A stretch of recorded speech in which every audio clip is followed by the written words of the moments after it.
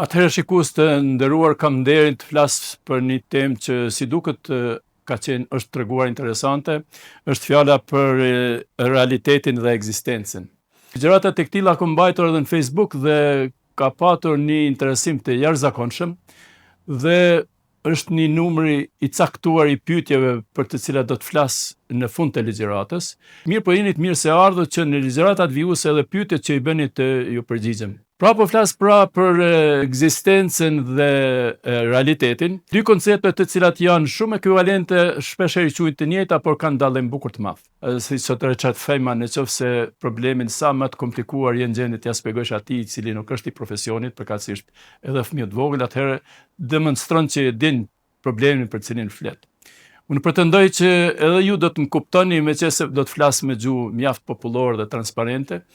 Dhe ja, për shembull, kur flas për ekzistencën, e dini që të qenurit këtu para jush është një ekzistencë e cila është ekzistencë prezente, por ekziston mundësia që ekzistenca të jetë edhe në mendje, ekziston mundësia që ekzistenca të jetë, domethënë, në të kaluarën, kështu në kohë, pra në pozicione të ndryshme në kohë hapësirë.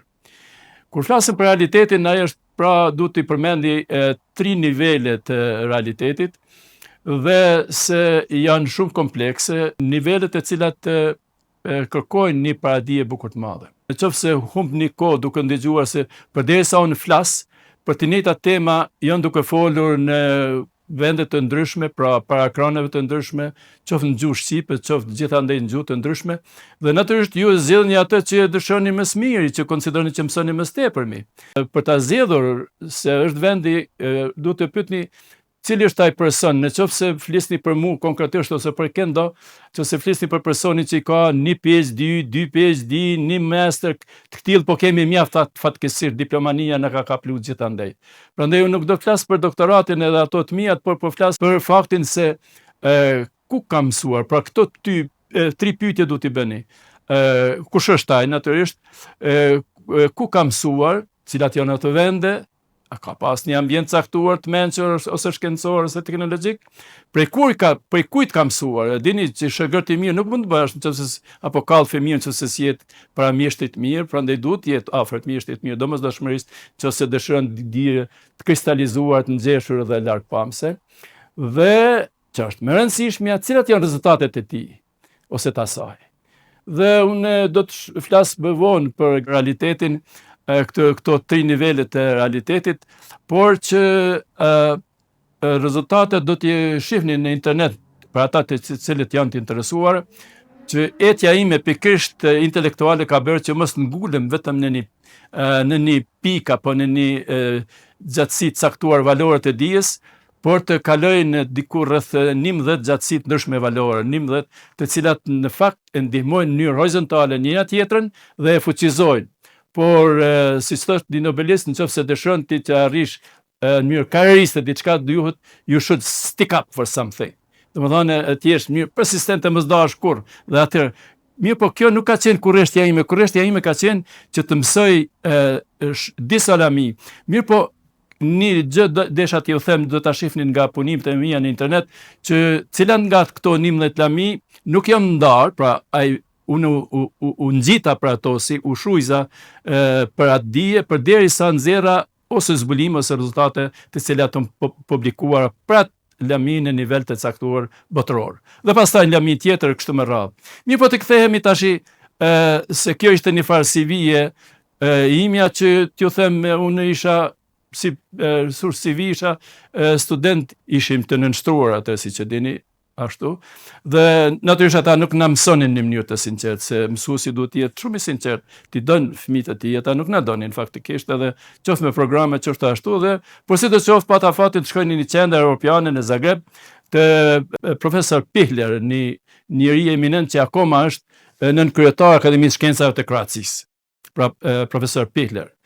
Dhe aty mësova spektroskopinë dhe fizikën atomike dhe laseret, por vazhdova pastaj, meqense nuk ishte specializuar për laser, dhe me udhëzoi ai të shkoj edhe me telefon thirri profesor Basov, një nobelist në Moskë, në Institutin Lomonosov, ku atje ishte bashkë me Prohorjev 2 njerëz të cilët ka zbuluar laserin.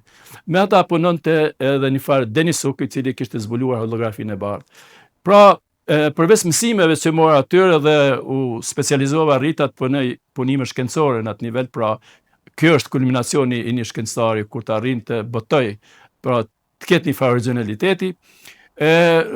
Shkova në Shtetet e Bashkuara të Amerikës pikërisht për profesor Steven Benton.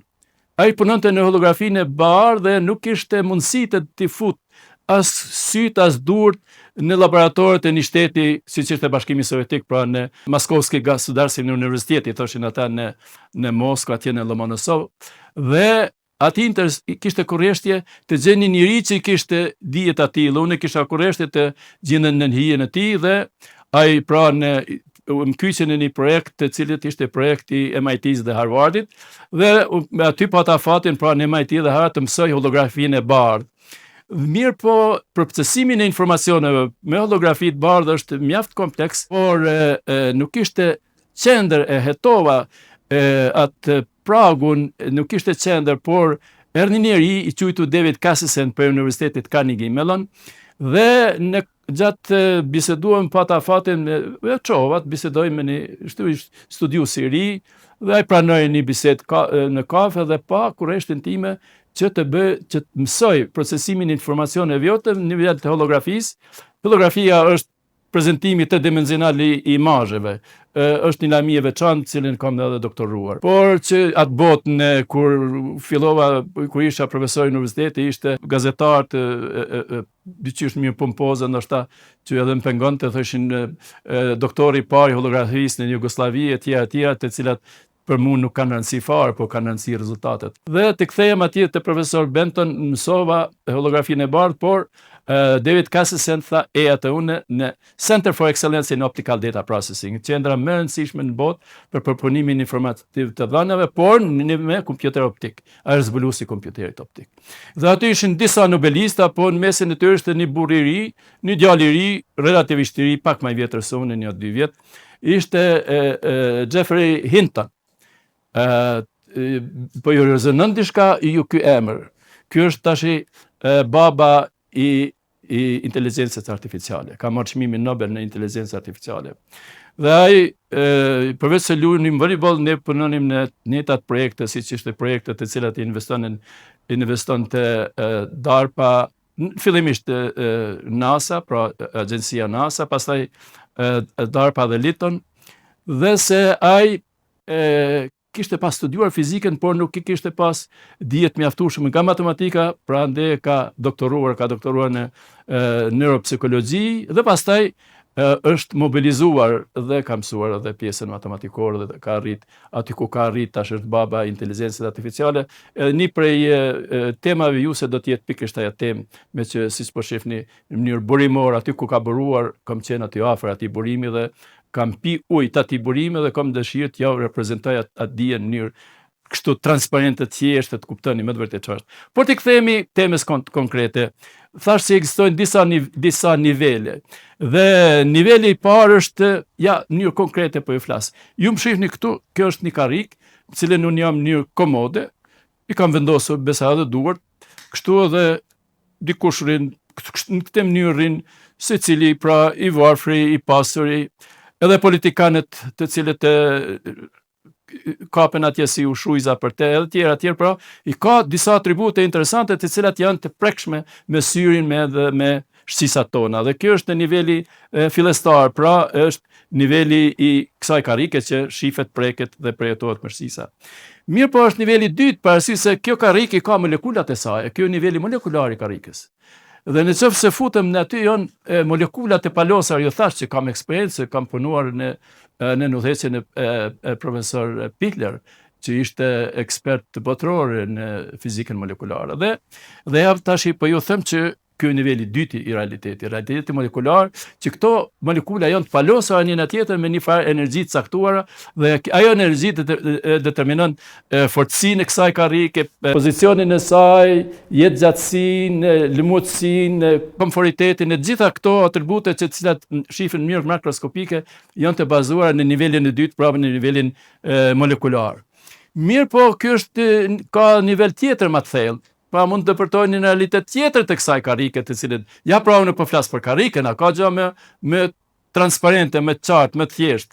Edhe një fëmijë po e shef që kjo karikë, pra kushdo që momentalisht u kyç duke ndëgjuar këtë ligjërat, shef që jo po flasë për karikën, nivelin e saj molekular po depërtoj tash nivelin e tretë, niveli atomik.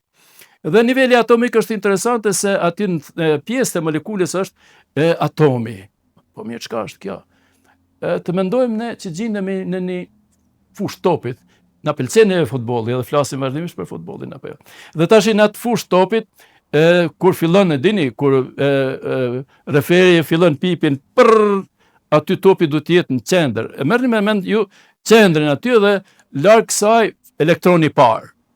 Se atomi ka arkitekturën e vet, sikur se kjo shtëpi që ka arkitekturën, po e ka një arkitekturë të përsosur që e ka ndërtuar natyra. Pra është bërthama dhe një elektroni i parë është, sa me thonë, ndejnë kufi që shef syri një bjeshk atje.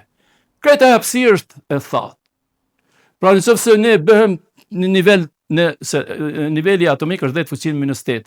Pra nëse ne si njeri, hajde të futem dorë për dorë në atë nivel 10^-8 dhe ta kemi një helikopter ose asi, ne mund të fluturojmë në mes bërthames edhe elektronit të parë se elektroneve me qindra orë duke mos prek se është hapësirë. Prandaj materia ka zbrasi kaq të madhe në nivel atomik. Pra, kjo është niveli për cilin flas dhe kisha me fol me andje për arsye si po shifni kam një përjetim, se ndryshe kur ke dijen e përjeton në mënyrë emocionale. Kam një emocion për arsye se kam zbuluar në strukturën e atomit e argjentit. Pra ajo strukturë, secili njeri, se dini se dini që ekzistojnë elementi më primitiv është hidrogjeni, natriumi, kaliumi, rubiniumi, cenciumi, franciumi, bakri, ari, argjent, në të sa elemente, por edhe tjetë zbuluar në mënyrë teorike ose në mënyrë eksperimentale. Pra, janë, secila ka shtëpinë e vet, arkitekturën, pra strukturën e vet, sikur katet e shtëpisë, ajo ka,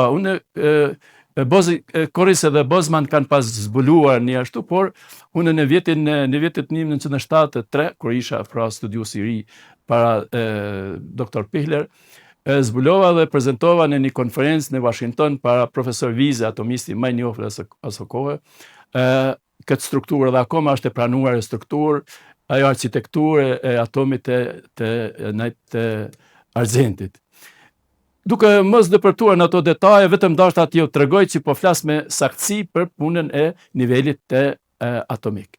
Dhe pastaj, hajde bashkë të futemi dorë për dorë, shikues të nderuar, në nivel krejt tjetër. Jo nivel në fuqinë 10^-8, por në një fuqinë në bërtham, aty ku dham qendër, se aty fillon loja, apo jo? Ku tham kur gjinet topin në qendër të fushës së futbollit, elektroni i parë gjinet atje, ju të prezantova fatin e elektronit që qenë ka pra materia në nivel atomik qenë ka krejt zbrasirë. Pak duket paradoksale për mendjen, por shumë gjëra janë paradoksale, sidomos kur flasim në nivel kuantik, për cilin do të flas pak më vonë. Dhe atje në nivel kalojmë nivelin më të imp, pra në nivel më të avancuar, nivelin bërthamor. 10^-15, më rëmën thy për 1,015, kjo pjesë të metrit, ajo është. Dhe çfarë gjendet aty? Aty gjendet protonet dhe neutronet. Dhe fati i kompaktësisë së asaj bërthame varet se sa ka raportin mes të neutroneve dhe protoneve. Dhe pse flas me kaq emocione dhe me kaq kur ju them hajdeni, pse është vendi imi aty? Parasysh se kam botuar dhe pikërisht kam botuar duke luajtur në mënyrë teorike, po them nëpërmes të një ekuacioni të jo të Schrödingerit, po Hartree-Bogoliubov. Pra ishte avancimi i ekuacionit të Schrödingerit në bashkëpunim me një shkencëtar të quajtur Peter Ring, i cili është baba i fizikës bërthamore të Institutit Max Planck në Gjermani, dhe ai ishte një pjesë e një projekti të cilin e udhëheste profesor Sharma. Unë u kyça në atë projekt për një disa muaj, për një 13-14 muaj, dhe u bë një zbulim i cili është i buzëtuar që dëshoni ta shihni, është në Harvard, që ka të bëjë me strukturën proletablet dhe do të flasim pak më vonë, por t'ju them që mënyrë përjetuese po mundom t'ja sqaroj që në bërtham 10 fuqinë -15 gjendet protonet edhe neutronet. Dhe ka forma të ndryshme, nëse është stabile ajo ka sferike, nëse është pra eliptike vjen të shkatrimi, si bëhet eksplodimi, gjitha ato e parasysh se dy forcat, se natyra i ka 4 forca, bazohet pra ekzistenca, janë 4 forca në natyrë. Dy forca gjenden pikërisht në bërtham, pra forcat e mëdha, të fuqishme dhe të dobta. Të dobta janë të lidhur me dezintegrimin alfa beta, kurse ato të forta prit e Zot janë të lidhur me bombën atomike, me energjinë atomike. Aty duhet të secilit të këmujnë me fut. Pra vetëm janë 5 shtetet të Këshillit e Kombeve të Bashkuara, të cilat kanë e majnë, domethënë, Kombet e Bashkuara, pa dini ato 5 shtete, por që rastësisht edhe themi edhe Pakistani me një ekspert që kishte, pra me një ekspert mund të arriti bombën atomike. Mirë, të kalojmë bombën bërthamore, pra. Të kalojmë pra në nivel tjetër, që mos të ecim matutje për realitetin, përsi se ekzistojnë disa nivele tjera, dhe ai është niveli brenda bërthamës, pra kapim njënin nga ato elemente dhe themi marrim protonin ose neutronin. Dhe e thejmë me diçka. Se shikoni, për me në analizu, du të thesh. Unë do të demonstroj ma vonë këtë vezë. Pra për me pa çka mërna, do të thejmë. Nuk do të thejmë këtë moment, po do të thejmë qikë më vonë. Me qenë se nuk është tema por do të thejmë për të thyer atje protonin, pra një pjesë që dhe gjendet 10 fuqinë -15 në bërtham, është problemi vështirë si me thyj atë. Prandaj ato janë proceset të fuqive mëdha bërthamore. Po si që qoftë thejet, dhe brenda gjenden kvarqet. Pra, ato janë bloqe më elementare ndërtuese, kvarqet. Që të mos t'ju maltratoj gjatë, ekzistojnë 2 nalt, poshtë, pra up, down, up e kështu. Ato si janë të rregulluar dhe si është ajo struktura, është mohabet i gjatë, nuk du t'ju maltratoj, por ato janë ngrimca materiale, pra ngrimca materiale, që akoma po flasim për materjen dhe bloqet e ndërtimit të materjes, e gjithmonë po flas për materjen që quhet karrik. Se unë fillova ngjarjen për karrikën po flas. Dhe dëpërtova në nivel bërthamor të karrikës dhe tash në nivel edhe më pjesë të bërthamës që është pra niveli i neutronit e kur thehet ajo kvarqet, por akoma po flasim në nivel material. Pse po them në nivel material? Për arsye se në qoftë se dëshirojmë të mendojmë në protonin apo kvarkun në nivel të tillë, atëherë ka studiues që thonë, shikoni, nuk është ajo materiale fare. Ajo është vetëm nival. Merrni me mend, nival që është lidhur me kuptimin informativ. Do të flasim më vonë pse informata është bloku më fundamental ndërtues i gjithçkafës. Pra është informativ dhe ajo është kuptimi valor. Pra De Broglie pa të vërtetuar se çdo grimc është e asociuar me gjatësinë valore, pra lambda thy për P ose MV. Që mos u maltratoj me formula, por sidoqoftë çdo grimc reprezentohet me val. Dhe ajo është ka karakter informativ. Dhe në qoftë si u them unë që një elektron ose një grimc e tillë gjendet para dy qarjeve, ju duket e çuditshme që të them që çfarë grimc ditën kohë ka kaluar në dy qarje. T'jem më i qartë. Ju po vini, keni një derë. Dhe është edhe një derë tjetër. Që t'ju them vetëm ai që është i çmendur mund ta pranoj që për shembull agroni ka kaluar të njëjtën kohë në dy dyrë. Pikërisht kjo ndodh. Kjo është elementi kuantik i shpjegimit të realitetit. Edhe t'ju them, kur flasim për realitetin, ekziston realiteti klasik, që është i realizueshëm, i prekshëm, i pashëm me shqisa, dhe realiteti kuantik që nuk shifet, por shifet me mend. Pra, shifet me mend. Dhe ajo dukshmëri me mend është e bazuar në matematikë. Dhe natyrisht në nivel kuantik, pra, grimca dëpërton në njëjtën kohë dhe në mënyrë eksperimentale vërtetohet me vija interferometrike në anën tjetër në perde. Pra është kjo, nëse e vend një perde këtu, atë formohet figura interferometrike, ajo të vërteton që ka kaluar të njëjtën kohë një grimc. Pra nëse është vetëm një grimc, ajo në të njëjtën kohë kalon në të dy hapjet. Kjo është çmenduri në kuptimin klasik, por kjo është e vërteta. E vërteta kuantike është e vërteta mirëfillt. Kurse ajo që e përjetojmë është një rast asimptotik i të vërtetës mirëfillt. Dhe neve e shohim e prekim për arsye se e simplifikojmë atë vërtet kuantike, me shikim e simplifikojmë e bëjmë. Çfarë duhet të mënyrë konkrete?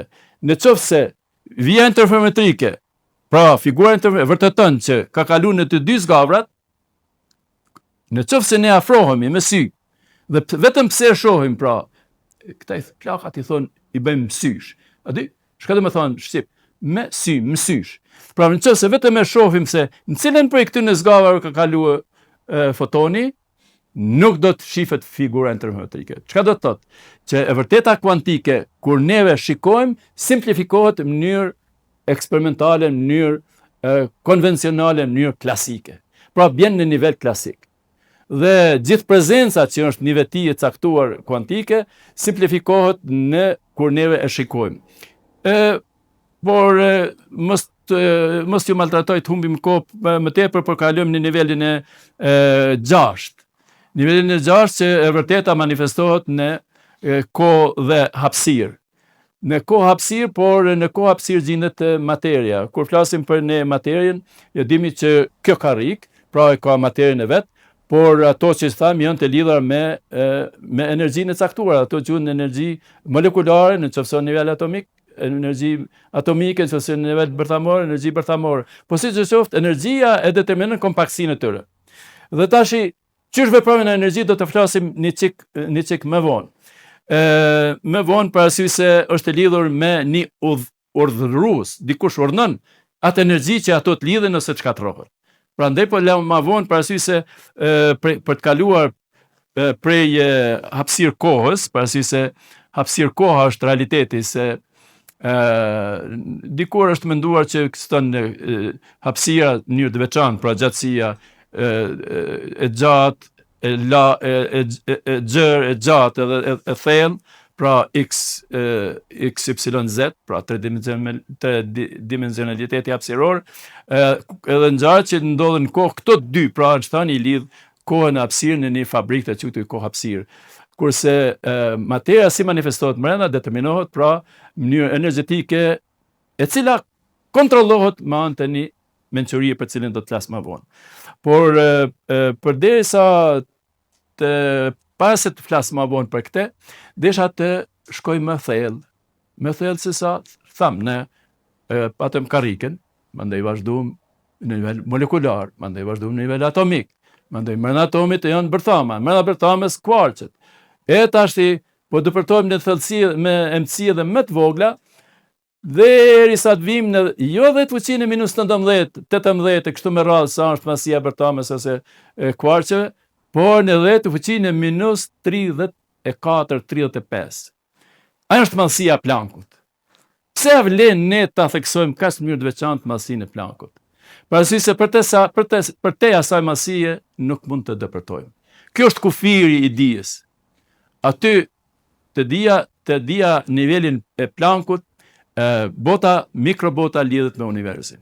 Duket e çuditshme, por për të kuptuar për çfarë bëhet universi, se i përmenda unë ekzistojnë 4 forca 2 brenda bërthamës, tjetra është forca elektromagnetike, e cila qeveris gjithçka, pra qeveris trupin tim, qeveris karrikën, qeveris karrikën time, qeveris tavolinën, gjithçka në univers, pra është lidhur me forcat elektromagnetike. Kurse është edhe forca gravitacionale e cila e qeveris gjithësinë. Gjithësinë, se si janë të rregulluar trupat në gjithësi. Dhe është me rëndësi se për ta kuptuar se çfarë ka në gjithësi, duhet të kalojmë në nivel të Plankut. Prandaj mu për këtë arsye është pikë takimi i diturisë se nivelit Plankut me universin e pafund. Pra në qoftë se shkojmë në pafundësi në mallësi të vogël, për arsye se e vërteta shifet në 4 pika. Në mallësi infinitesimale të vogël, prandaj dëshirojmë ne të kemi mikroskope, nanoskope, kështu me radhë, mikroskope elektronik të shohim në të vërtetën të vogël, ose në të vërtetën të madhe që e shohim me teleskop. Pra është Masia shumë e vogël, hapësira shumë e madhe, koha shumë e vogël, se manifestimi që bëhet në interval kësaj kohë që po më shifni ju, është makrokohë. Kurse nëse dëshironi të di gjendjen time shëndetësore, duhet shkoni sa është pulsi i zemrës. Nëse dëshironi të di diçka më detale, duhet të shkoni në ngjarje që manifestohen në ADN-n time, pra në mikrokohë. Është një vërtet që është mshehur në kohë shumë të shkurtë dhe në kohë shumë gjatë.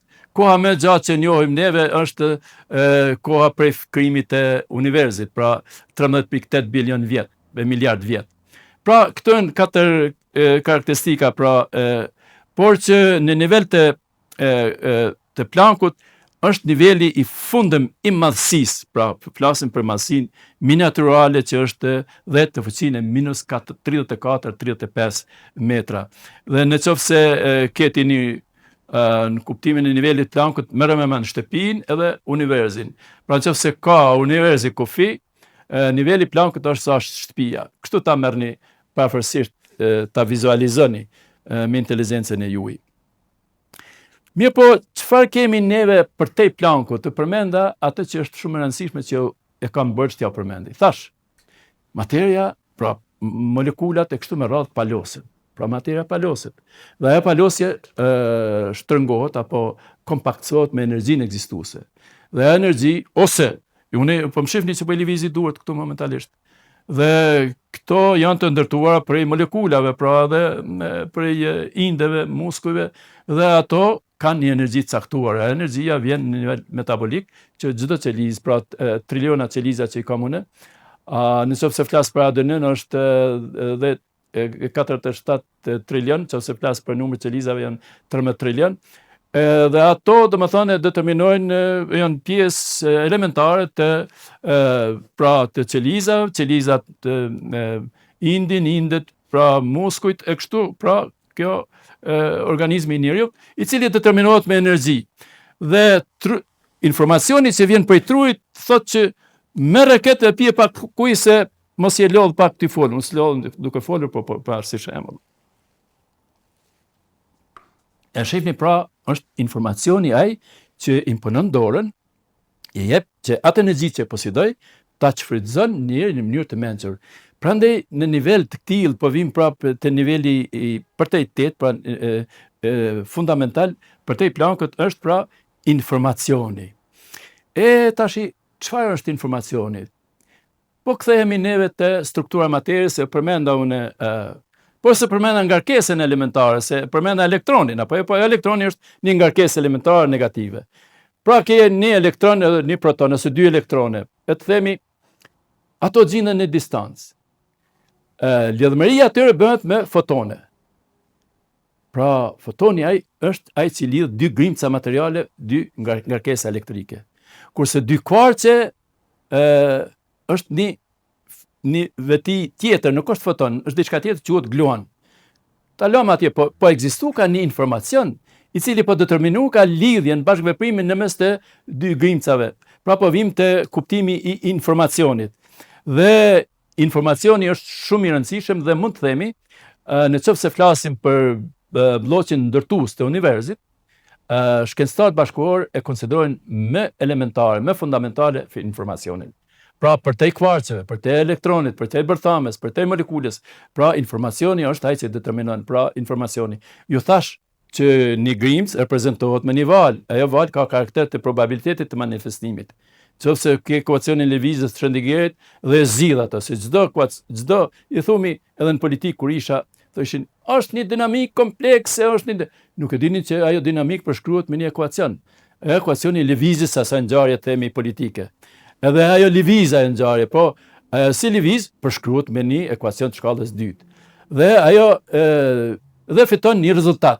Për shembull unë e marr këtë letër dhe kjo bjen. Shihni, bjen. Dhe bjen me një trajektore. Dhe tash shikoj, përshkruaj me ekuacion të lëvizjes dhe unë mund ta caktoj para se me pa se ku do të bjen. Pra e parashikoj të ardhmen edhe llogaritit kaluarën. Këto procese të tjera deterministike. Parasysh se janë të prekshme, kanë karakter deterministik. Mirë po ekzistojnë procese tjera, pra të vërtetës tjera, që është vërtet statistikore se probabilistike. Ato janë shumë vështirë t'i kuptojmë. Dhe unë e shoh që politikanët, a dini pse gjithkush mirët me politikë? Parasysh se janë problemet më të vështira të mundshme që ekzistojnë. Nuk kam kohë për të kaluar në të nivelin politik, por po ju duhet të them që aty nuk ka trajektore. Pra, po shifet që e shihni, kjo ka një trajektore të lëvizjes. Pra, dhe unë me anë të ekuacionit të lëvizjes mund ta parashoh, pra shkruaj ekuacionin F barazi me A, e zgjidhit atë ekuacion, pra është ekuacion diferencial, dy integrime dhe e shihni trajektora e del vetë edhe vizetohet trajektora. Bëhen programe të caktuar, por edhe një nxënës si klasë 2 gjimnaz mund ta bën këtë punë. Ta parashëf se ku do të bjen edhe ta llogarit të kaluar. Këto janë deterministike, kurse probabilistike janë këto e probabilistike tash kur zgjedhet ekuacioni diferencial i Grimcës, tash është val. Çka po lëviz aty? Parasysh se këtu po lëviz diçka që ka trajektoren. Kurse në nivel kuantik nuk aludohet në materie. Nuk aludohet në Grimcë, në këtë letër ose në një sferë që qarkullon. Që e din të kaluar me të ardhmen e kështu e trajton mirë deterministike. Kur si zgjidhet ekuacioni i Newtonit, pra F barazi me h dhe gjenden dy integrale dhe gjenden se ku gjendet të ardhmen të kaluarmen, pra ky problem deterministik u zgjidh ka me këtë ekuacion të lëvizjes. Por ekuacioni në Schrödinger, që po ashtu ekuacioni i shkallës dytë, pra aty kur zgjidhet, a lëviz kjo, a lëviza e molla e Newtonit? Jo. Lëviz diçka. E çka llogariti? E gjen funksionin valor. Pra nuk po e gjen trajektoren. Pra si se nuk gëzon me përmend trajektoren mekanikë kuantike. Pra nëse flet për lëvizjen, ti thu nuk e din se çka është. Pra nëse mendon sikur të molla që i ka ose sfera që i ka konturët. Kontur s'ka në mekanikë kuantike. Pra ajo nuk është trup me kontur të caktuar. Nuk është që lëviz me trajektore. Trupi i trajektore është e ndaluar të përmenden. Po çfarë po lëviz aty? Çfarë po valzon se kur ta zgjidhësh fiton një zgjidhje që është funksion valor. Funksion valor e shprehim na me funksione komplekse. Pra funksion valore me transformit Fourier e shprehim në mënyrë harmonike, pra sinusoidale. Ato janë gjëra matematikore, por është një funksion. Zgjidhja e atij ekuacioni të lëvizjes. Pra ajo duhet me ditë çfarë po lëviz. Pra nuk gëzojnë ta përmendin trupin, nuk gëzojnë ta përmendim sferën, nuk gëzojnë ta përmendim konturën, nuk gëzojnë ta përmendim trajektoren. Pra çfarë po lëviz? Pra çfarë po valzon atje? Probabiliteti i manifestimit. I ekzistencës. Pra, se unë po flas për ekzistencën, tema.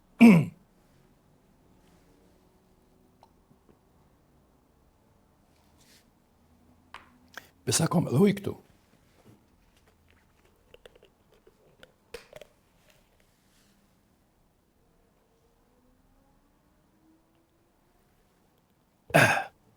Më falni. Pra po flas për realitetin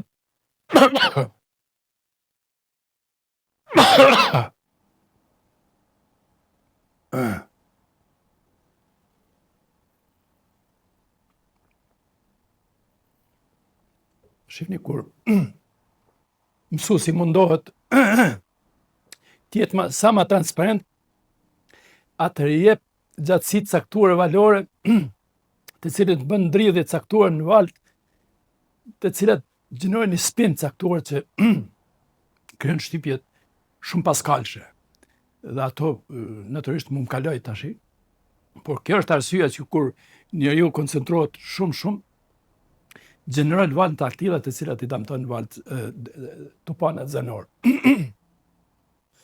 Pra, po flas për një nivel të caktuar i cili është i lidhur me informacionin. Dhe zgjidhja e ekuacionit të Schrödingerit tregon pra valëzimin e kujt, e manifestimit, pra ekzistencës e probabilitetit. Dhe kur zgjidhet ai funksion që ka, ai funksioni ka edhe argumentin edhe amplitudën. Katrori asaj amplitudën, pra vlerë absolute e katrorit asaj amplitude shpreh numerikisht edhe faktikisht probabilitetin. Probabilitetin e ekzistencës. Kurse hollësitë informative janë në argumentin. Që mos ju maltratoj, po erdhëm në këtë nivel deri te fakti se informacioni është pra niveli më fundamental gjertani këtë ligjërat, niveli më fundamental në krahasim me ato që përmenda prej karrikës, molekulave, atomeve, kështu më radhë, ajo vërtet informacioni. Informacioni pra është i urdhën. Dhe kur flasim për vetitë informative, më mirë do të kuptoni në qoftë se ju vini deri një kuptimi të një informacionit të mençur. Dhe është niveli i 9, niveli juos më i thellë, më fundamental. Me cilin është e lidhur jeta dhe ekzistenca, pra kur kimia shndrohet në biologji. Shikoni, kjo është një materie, pra është një që bart ujin, kjo është një gotë. Pra këto janë molekulat e palosura në këtë mënyrë. Por nëse merrni qelizën, edhe aty janë molekulat të palosura në mënyrë caktuar në qelizë. Por nëse ju me ato molekulat që janë të palosura aty shikoni me saktësi, pra me nanoskop, i shefni që ajo palosje edhe ajo dinamike të molekulave ka një mençuri të caktuar. Dhe vim deri te kuptimi që qeliza ka jetë, që të them që e di unë ekzistencën, etiologjinë, e di esencën e fundit, nuk është e vërtetë. Po është, do t'ja them të vërtetën as sa din inteligjenca e krijesës njerëzore. Pra niveli se si ka filluar jeta dhe si çfarë është jeta. Shkojmë në nivel pra thellë qelizor dhe aty ju dini që ekzistojnë pra kromozomet dhe ekziston ADN-ja. Unë jam këtu në mesin e njerëzve më me kompetencë të kompjuterëve, nuk po i shihni, po janë përballë meje. Dhe e dini që në sistemin pra nivelin informativ ekziston në niveli më primitiv që quhet niveli binar, on and off. Në nivelin kuantik ekziston diçka tjetër, pra si on and off është një nivel i cili ka filluar prej një farë zotërie Turner. Dhe aja dini çfarë bëri? Ai bëni një qark elektrik që kishte rezistorin, kapacitorin. Dhe kur mbushej kapacitori, çuditërisht qarku ndërpritet. Dhe atëherë zbrazja e tij mundsonte edhe kështu që në këtë mënyrë automatike zbrazja mushej në mënyrë të pavarur. Pra dhe ai sistemi on and off, pra gjeneron sistemin binar. Organizimi i tyre me mia që është atë botë ishte sakja dhomë, e bënte kompjuterin e parë. Dhe pastaj ekziston ai ligji Morzes që zvogëlohet, sa më miniatural bëhet aftësia magazinuese, procesuese rritet etj. Por po ju them që informacioni është pra i lidhur me sistemin on and off. Kurse në kuptimin kuantik është i lidhur me një farë spini që thonë është një farë vektori që fjalë lidhur me mendohet që elektroni rrotullohet dhe vektori lart e vektori poshtë. Pra lart poshtë pra janë dy nivele, on and off. Por në nivelin kuantik nuk ekziston vetëm në lart e poshtë, por në gjitha drejtimet e mundshme. Dhe gjitha këto manifestohen në njëjtën kohë, prandaj këto nuk quhen bite, por bite quhen bit kuantik apo kubit.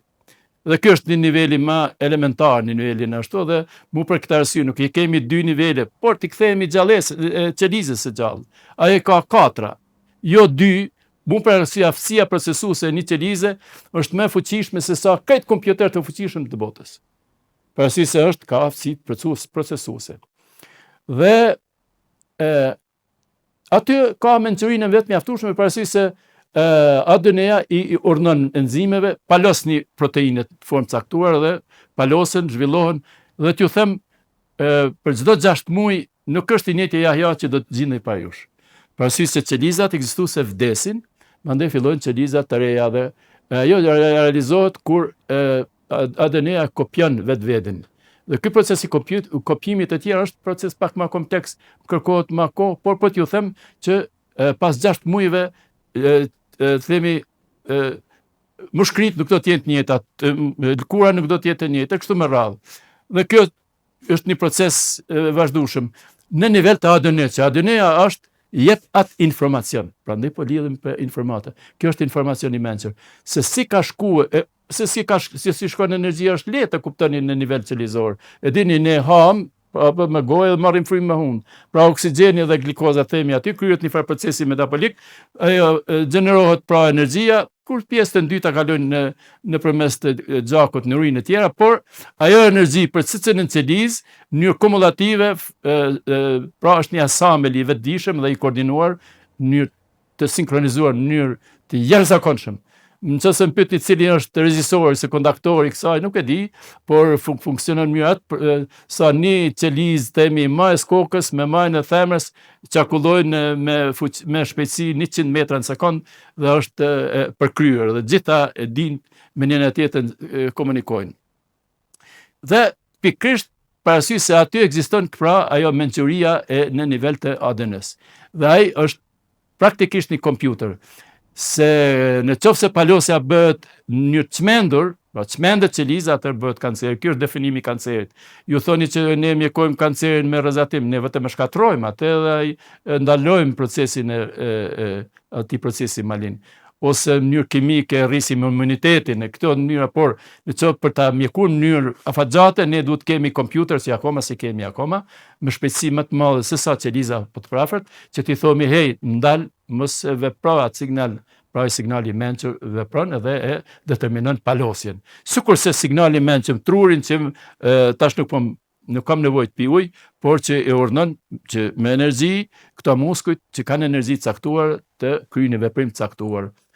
Po të njëjtën mënyrë në nivel të ADN-s, ADN-ja e urdhënon enzimet pra palosin proteinet dhe kështu formohet pra palosja dhe ndërtimi edhe regenerimi i trupit e kështu me radhë. Kjo është pra niveli çështjes së jetës. Dhe ne kemi dëshirë të kuptojmë pse po plakemi. Në fizik, nëse ne shndrohemi në foton, dhe tash ti lëviz, jesh foton, po supozoj, ti agim që je atje, je foton tash e po lëviz 300.000 km në sekond, ti faktikisht procesin e kohës e ignoron, pra si se dini në teoritë të relativitetit të Einsteinit ekziston në dilatacion i kohës, që nëse lëviz me shpejtësi të dritës, koha zatet në mënyrë, pra zatet jeta. Dhe ne po kemi dëshirë me zat jetën. A ekziston kjo mundësi në natyrë? Po jo më në dëshmitar këtu. Parasysh se unë kam qenë në një projekt në Kuwait, natyrisht i determinuar prej profesorit Minakata nga Japonia dhe profesor David Cassisen nga Shtetet e Bashkuara të Amerikës, që të kemi një observator mionik. Çka janë mionet? Grimcat që vinë prej diellit, pra grimcat që vinë në skajën e atmosferës, atmosfera është një tavan mbi tokën, është tavan shumë kompleks që na mbron neve, por kur vinë pra ato grimcat kozmike që vinë skaj të atmosferës, e përplasen edhe gjenerojnë mione. Mione janë grimcat materiale të cilat janë shumë të vogla dhe kanë jetën disa mikrosekonda. Por për me marrë grimca mionit, prej atje në detektorin të cilin ne e matshim, duhet me 200 herë më tepër se sa jeta të cilin e ka. Si me zat atje. E zat fakti se ato lëvizin me shpejtësi gati të dritës. Pra këto është vërtetimi i relacionit të Einsteinit që ekziston në qoftë se lëviz me shpejtësi nuk plak askur. Pra procesi plak parasysh se zatet, zatja bëhet kur ti lëviz me shpejtësi të dritës. Këtë s'mund ta bëjmë. Pra ne po flasim shkum deri në hanë, kështu me radhë, shpejti atemi 3 do të shkon, 4 do të shkon në hanë, kështu me radhë, po nëse dëshirojmë të shkojmë te ylli i parë, te Alpha Centauri, që është këtu 3.4 vjet drite, ne duhet të kemi diçka që lëviz me shpejtësi dritës, se lëvizim 3.4 vjet. Merrem me mend në yllin e parë të galaktikës sonë. Prandaj është tërësisht e pamundur në kuptimin e ashtu, por kush mund të lëviz diçka që s'ka materie. Pra me 300.000 km në sekond lëviz fotoni, i cili është grimcë energjetike, por informacioni lëviz në mënyrë më të shpejtë. Prandaj kur flasim për shpejtësi në proceseve brenda në qelizë, se mos kaloj se proceset David Suzuki thotë qeliza është një kozmos i veçantë. Prandaj kur flasim për qelizë, më një herë më shkojnë mendja se kam dhënë astronominë janë 22 vjet, proceset astronomike janë edhe natyrisht pjesë e kozmologjisë është edhe struktura qelizore. Ne në kozmologjisë prandaj jeni duke kuptuar më mirë se sa një mjek kur flasim për strukturën për energjinë e dorës, për lëvizjen e dorës, ose për palosjen e proteineve me urdhën të ADN-s, si palosin ato kancerin, më kuptoni më mënyrë transparente për arsye se është pjesë e kozmologjisë. Pra, kjo jetë është përkon me një ligj që quhet ligji i entropisë. Ligji i entropisë qeveris informacionin, por ligji i entropisë qeveris edhe energjinë. Prandaj këto dyja që kanë faktikisht shumë ekvivalente. Përderisa energjia shpeshherë nuk i ka detalet informative, informacioni ka energji të vogël, karakteristike, por ka pra veti informative.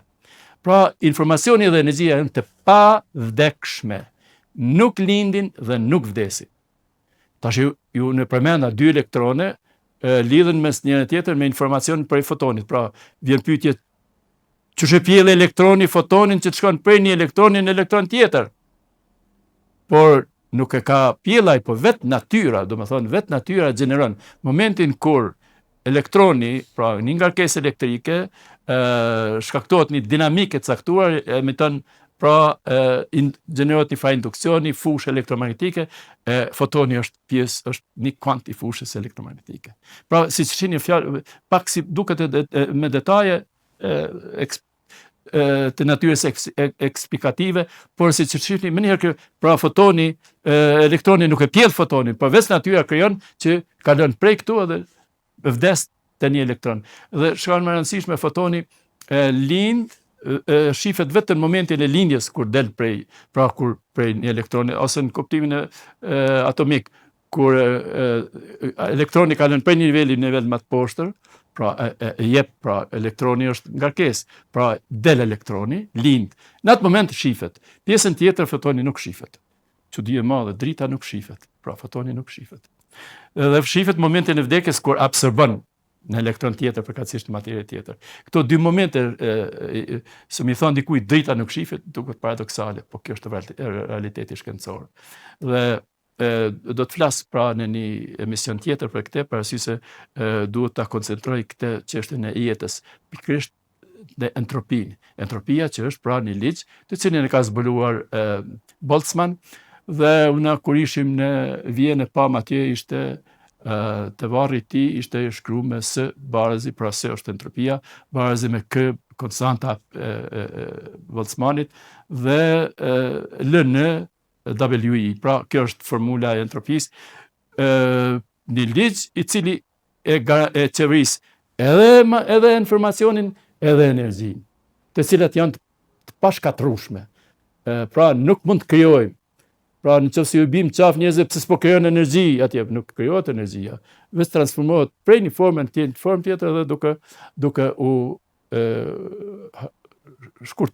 humbur.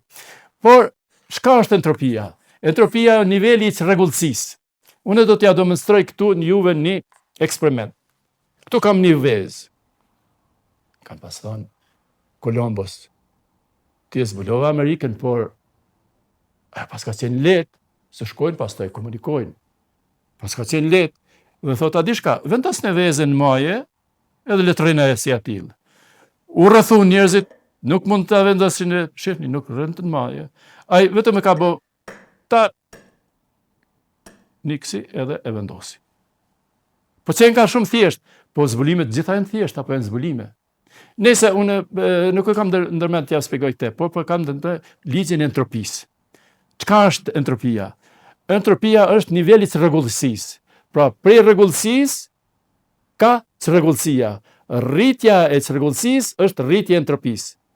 Pra, ne jemi në këtë gjendje, në këtë moshë, dhe vazhdimisht fillon çrregullësia dhe përfundojmë ka vdekja. Dhe vdekja është niveli i caktuar i çrregullësisë.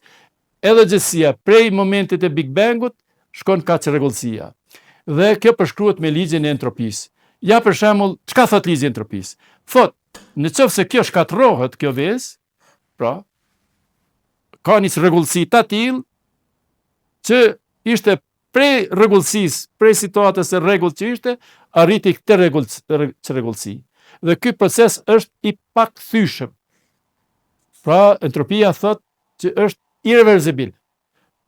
A mundemi neve këtë vezë tash të me kthy prej kësaj çrregullësie që është mes këtu, pra do mbetërina që shifin atje, disa janë të langta, disa janë të ngurta, disa pra është një përzierje e çuditshme atje, është një kimike që nuk vlen asgjë, nuk ka elegancë, pra është totalisht e çrregullt. Ta rikthejmë, pra kjo është procesi i rritjes së entropisë, pra i rritjes së çrregullësisë.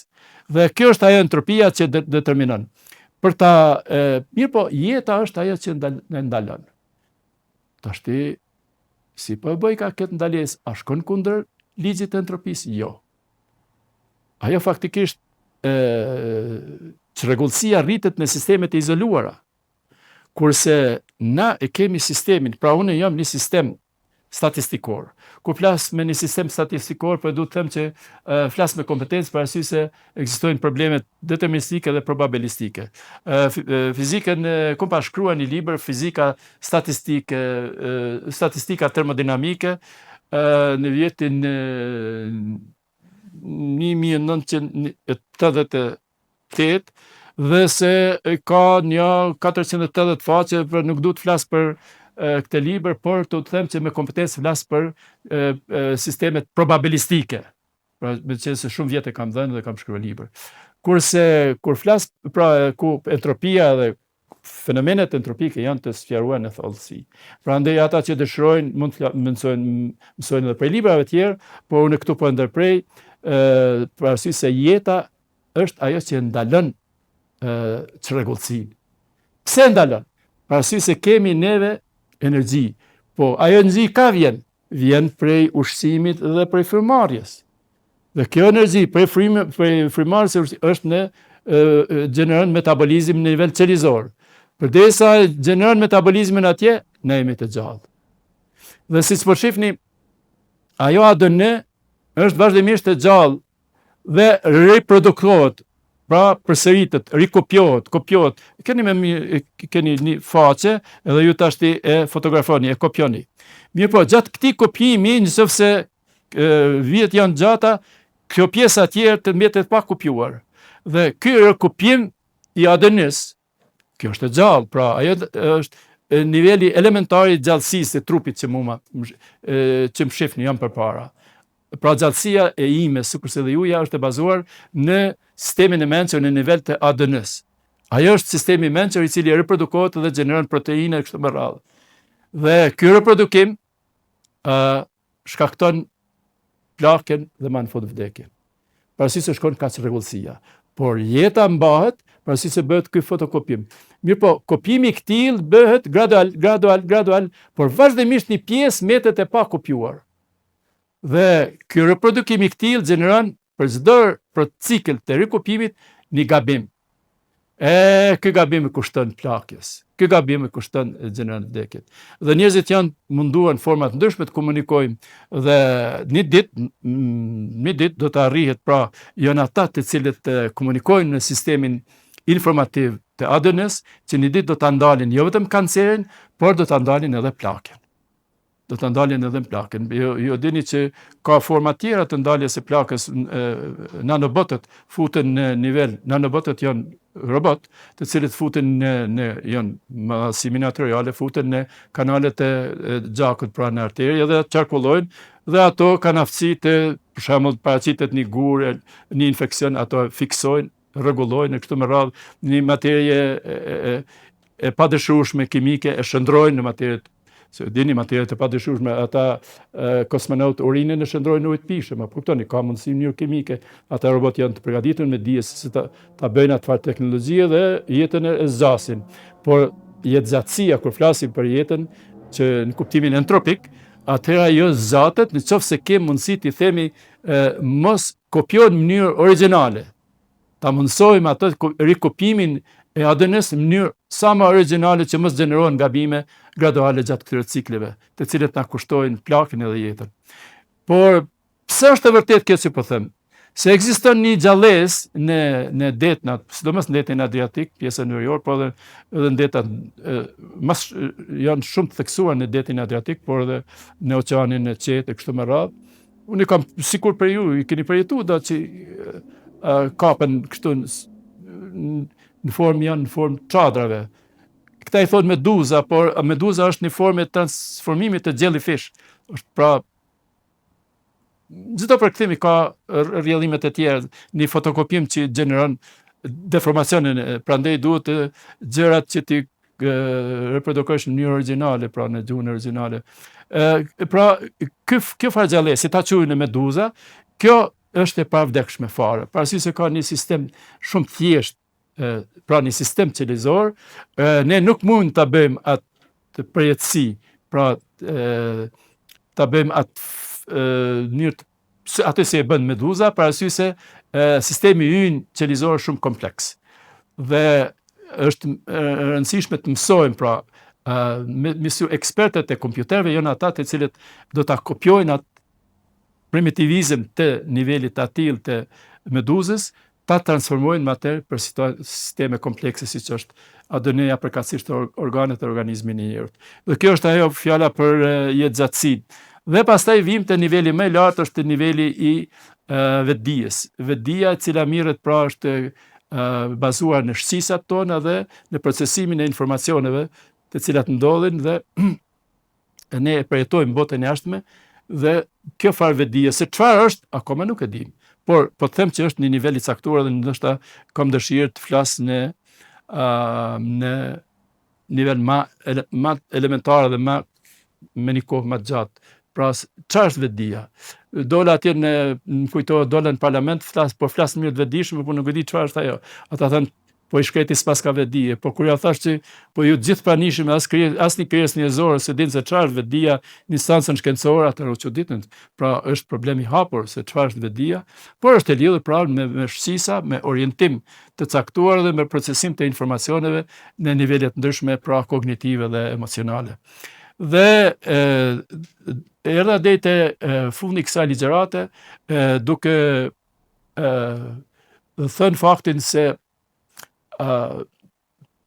më kujtua ajo observatori i Munich, me observatorin Munich është një vërtetim shumë adekuat për të vërtetuar mundësinë e zgjatjes së jetës, zgjatjes së kohës, nëse lëviz me shpejtësi afër me shpejtësitë dritës.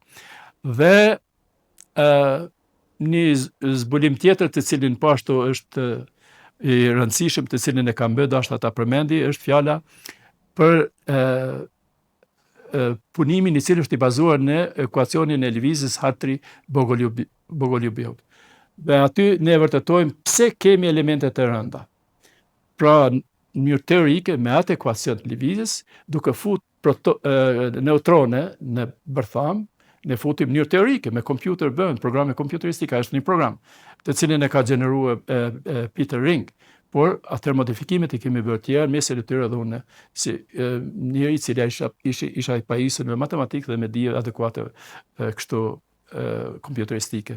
Dhe vërtetuam se elementet e rënda faktikisht janë të bazuara pikërisht jo në transfusionin e elementeve prej hidrogenit deri te elementet e rënda, pra si kërkohen qindra vjet, por në proceset rapide, dhe supernovat janë procese rapide të cilat i kërkohen. Këtu përfundova ligjëratën, por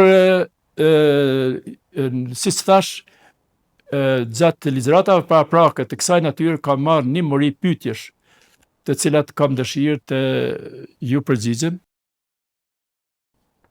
Pra, pyetja e parë është të cilën na bëjnë profesorë, dini, a ekzistojnë universitetet paralele? Dhe si ta verifikojmë? Po më kujtohet tash një ngjarje të cilën e ka një ashtu thënie e Carl Sagan.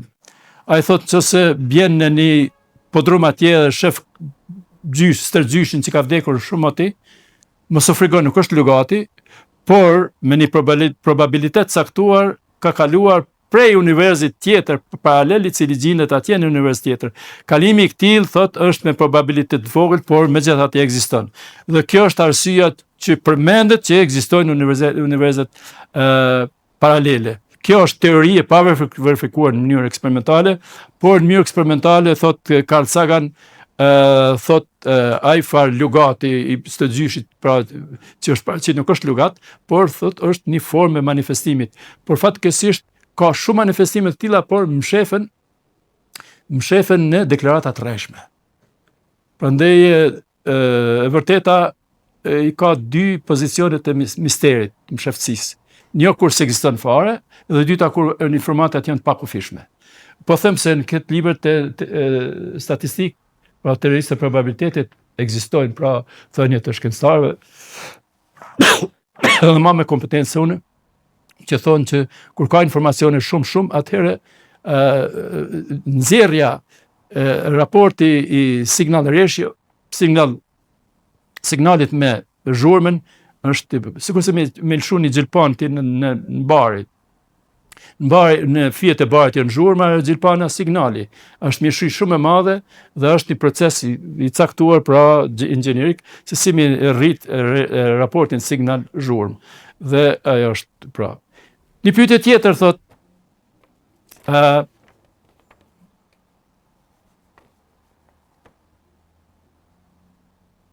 po për drita, pra burimi i dritës, largues i errësirës. Pra është e vërtetë që kur ekzistojnë fotonet, pra gjenerohen fotonet, që gjenerohen fotonet në ku është baza atyre. Pra si se drita, unë gjatë këtyre ligjëratave me siguri kam pas pikat takimit edhe me Vedat, edhe me Gitën, edhe me kështu Kuranin edhe Biblën edhe tjera, por këto janë format ndryshme të interpretimit të vërtetës. Ata kënaqen me një interpretim caktuar të tjerë, por ne shkencëtarët kemi dy kërkesa rigoroze.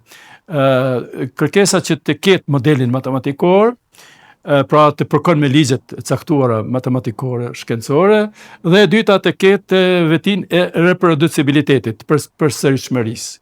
Ajo që me cilin sigurohet jeta, pra gjatësia jetës, ADN-ja si sistemi mençur e riprodukon vetveten. Pra reproducibiliteti, pra ti ma bën këtë eksperiment, por ti duhesh me ma përsërit të paktën 2 herë më tepër eksperimente për me mbinë mu.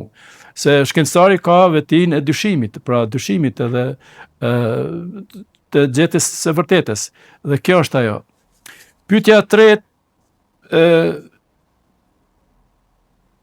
na thuni cili ju keni dhënë pra këtë astronominë disa vjet, gati 20 e sa vjet, por cili ishte kontributi yt shkencor. Mund të them që kontributi im shkencor është me atë observatorin Mionik, që thash është 4 pika, në 4 pikat globit ekzistojnë observatorët të tilla mionike, një prej cilave është në Kuwait, ku unë isha zëvend shefi. Ndërtuesi atij observatorit thash ishte profesor Minakata prej Japonisë, dhe ato masin pra detektojnë mione në bazë cilave identifikohet se ekzistojnë stuhi diellore. Stuhi diellore janë shumë të rrezikshme për organizmin, por edhe për organizmin nuk janë të mirëseardhura, por ato determinojnë të ashtu quajtura mot hapësinor. Të jemi të qartë, ekziston moti meteorologjik, që flasim për buletinin meteorologjik për çdo mramje ndigjojmë në televizion, dhe moti hapësinor i cili është i lidhur me diellin.